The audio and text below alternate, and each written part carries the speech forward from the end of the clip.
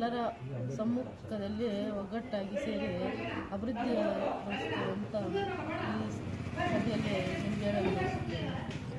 3ನೇ ಹಂತದ ಅಧ್ಯಕ್ಷರ ಸ್ಥಾನಕ್ಕೆ ಚುನಾವಣೆ ನಡೆದಿದ್ದು ಆ ಸ್ಥಾನಕ್ಕೆ ಸುಲೋಚನಾ ಶ್ರೀನಿವಾಸರಾದ ನಾನು ಆಯ್ಕೆಯಾಗಿದ್ದೇನೆ.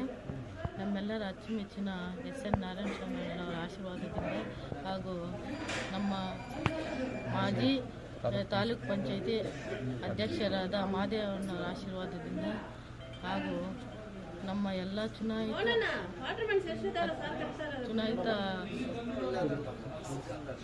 ನಮ್ಮೆಲ್ಲ ಚುನಾಯಿತ ಸದಸ್ಯರ ಆಶೀರ್ವಾದದಿಂದ ಈ ಒಂದು